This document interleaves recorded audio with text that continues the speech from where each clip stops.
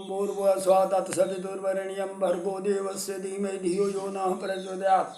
मित्रों, मैं रामोद पांडे शास्त्री आज कुमारी वैष्णवी चैनल से आप लोगों के समक्ष श्रीमद् देवी भागवत महापुराण अष्टम स्कंद का 21वां अध्याय प्रस्तुत करने जा रहा हूँ। प्रस्तुत अध्याय में देवर्षि नारद जी द्वारा भगवान अनंत की महिमा का गान, नरकों की नामावली का प्रस्तुतिकरण है। श्री भगवान उवाच तस्यानुभावं भगवान ब्रह्मपुत्र सनातनः सभायां ब्रह्मदेवस्य गायमान उपासते। श्री नारायण बोले, ब्रह्मा के पुत्र महाभाग नारद ब्रह्मदेव की सभा में उन भगवान शेष की महिमा का गान करते हुए उनकी उपासना करते हैं। उत्पत्ति स्थिति लय हेतवो अस्य कल्पाः सत्वाद्या प्रकृति गुणा यदि क्षयासनः तद्रूपं ध्रुवं कृतं यदेकमात्मनः नानाधात कथं वह वेद तस्य वर्तमः। जिसका दर्शन पाकर हम इस जगत की उत्पत्ति स्थिति और प्रलय के हेतु भूत सत्वादि प्राकृतिक गुणों में अपने कार्य करने की क्षमता आ जाती है, जिनका रूप अनंत तथा अनादि है, जो अकेले होते हुए भी इस नानात्मक प्रपंचों को धारण किए हुए हैं, उन भगवान संकर्षण के तत्व को कोई कैसे जान सकता है, जिसमें यह सत असत का सारा प्रपंच भास रहा है तथा स्वजनों का चित्त आकर्षित करने के लिए की हुई उनकी वीरतापूर्ण लीला को परम पराक्रमी मृगराज सिंह ने आदर्श मान करके अपनाया है। उस उदार वीर्य भगवान संकर्षण ने हम पर बड़ी कृपा करके ये विशुद्ध सत्वमय स्वरूप धारण किया है। यन्नाम सुतम अनुकीर्तयेद एकदकस्माः दार्तो वा यदि पतितः प्रलम्भनाद्वा हन्त्यन्यमहं सपदे निलाम शेषमन्यः कम शेषाद् भगवत आश्रय जेन मुमुक्षुः। यदि कोई दुखी अथवा पतित मनुष्य अकस्मात अथवा हंसी हंसी में उनके सुने हुए नाम का एक बार भी उच्चारण कर लेता है तो वह दूसरे मनुष्य के भी सभी पापों को शीघ्र ही नष्ट कर देता है। ऐसा भगवान शेष को छोड़कर मोक्ष की इच्छा करने वाला मनुष्य अन्य किसी का आश्रय ग्रहण करे।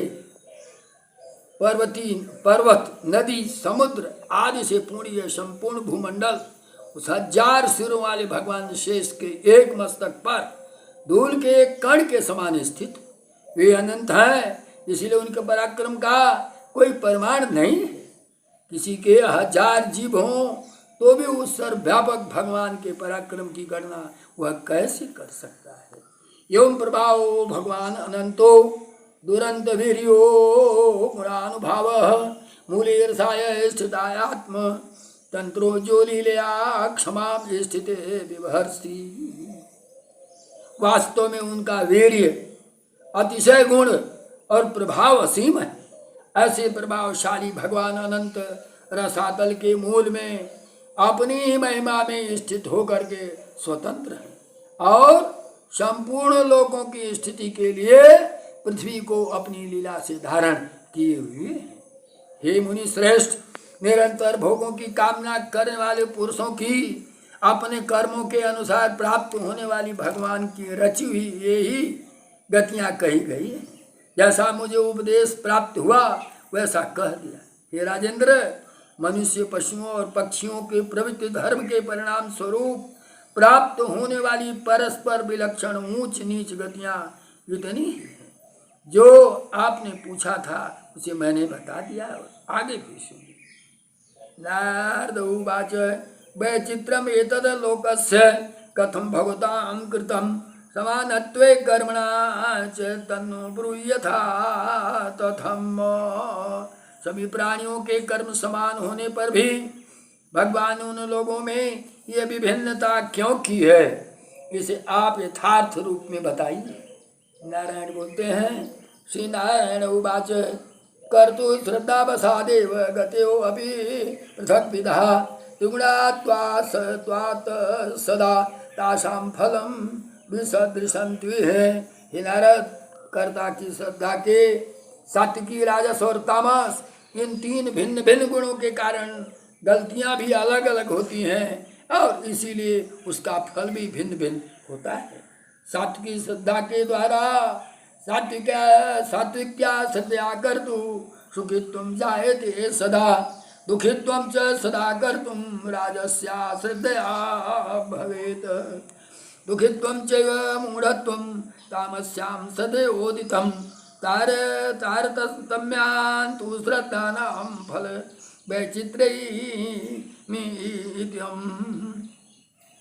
सात्विक श्रद्धा के द्वारा कर्ता को सदा सुख की प्राप्ति होती है, राजसी श्रद्धा के द्वारा कर्ता को दुख मिलता है और तामसिक श्रद्धा के प्रभाव से कर्म, दुख और मूढ़ता दोनों का उदय होता है। इस प्रकार श्रद्धा के तारतम्य से फलों में भी विचित्र बताई गई है। अनाद्य विद्या विहित कर्मणां परिणामजा सत्रसा प्रवृत्तान्तु गते द्विजपुंगवः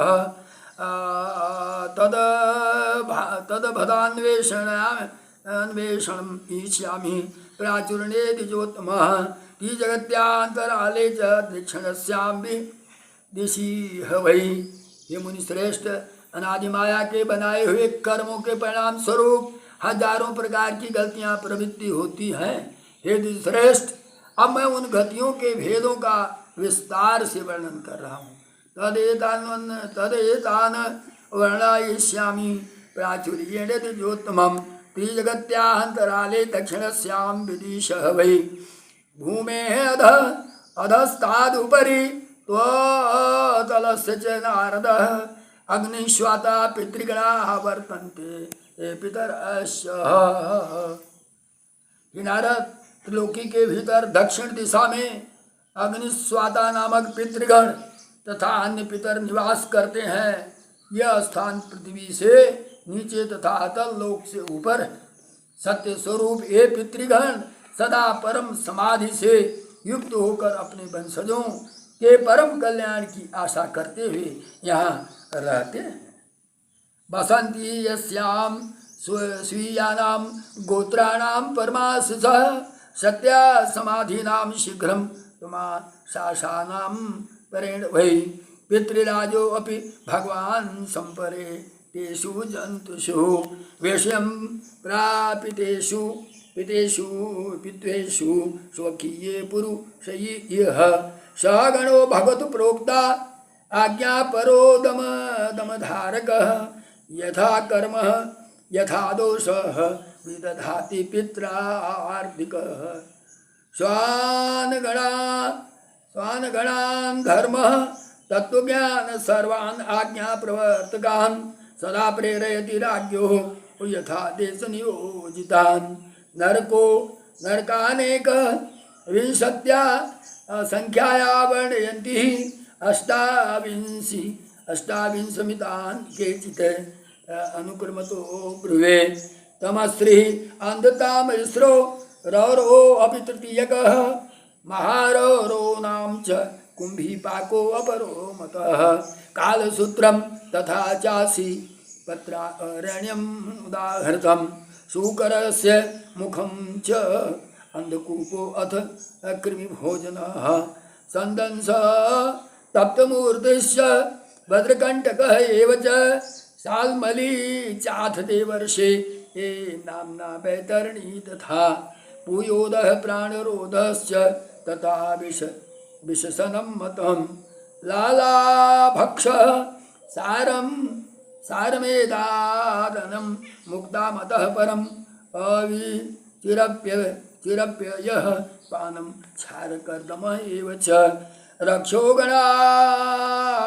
गणसंख्य संबोध शूलप्रोक्तो अप्यतः परं दंशु शुको अवतारोधः पर्यावर्तकः परं शुचि मुखी इति प्रोक्ता अष्टविंशति नारकाः यदि ते नारका नाम यातना भूय परा कर्माभिश्चापि मूतानां गम्या पद्मज संभव। नारद, त्रिलोकी के भीतर दक्षिण दिशा में अग्निश्वाता में पितृगण रहते हैं। यहाँ पितृराज भगवान यम अपने गणों के साथ विराजमान रहते हैं। सम्यक विचार दृष्टि वाले तथा दंडधारी वेदहर यमराज भगवान की कही गई आज्ञा का पालन करते हुए अपने दूतों द्वारा वहां लाए गए मृत प्राणियों के लिए उनके कर्मों तथा दोषों के अनुसार वैसे ही फल का विधान करते हैं। ये परम ज्ञानी यमराज धर्म तत्व को जानने वाले यथास्थान नियुक्त किए गए आज्ञाकारी अपने सभी गणों को सदा प्रेरित करते रहते हैं। संख्या में कुल 21 नरक बताए गए हैं। कुछ लोग नरकों की संख्या 28 बताते हैं। मैं क्रमशः उनका वर्णन कर रहा हूँ।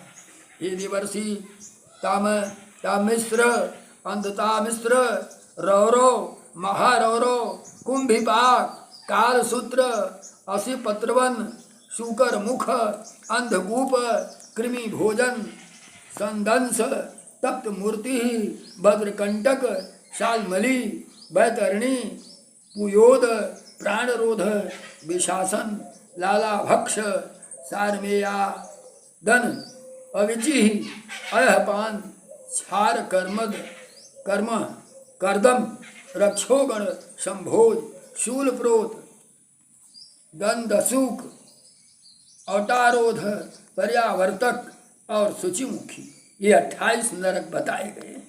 ये ब्रह्मापुत्र इन नामों वाले ये नरक यातना भोगने के परम स्थान है, जहाँ प्राणी अपने अपने कर्मों के अनुसार किए हुए कृत्य का उपभोग करता है। कर्मफल अवश्य भुक्तव्यम सुकर्मम वा दुष्कर्मम, सुकर्मम सुपरिणामम, दुष्कर्मम दुष्परिणामम। मनुष्य को परमात्मा से लेकर के किसी भी व्यक्ति से नहीं डरना चाहिए। अगर वह डरता है, अगर उसे किसी की भय है, तो अपने ही द्वारा किए हुए दुष्कर्म से। क्यों?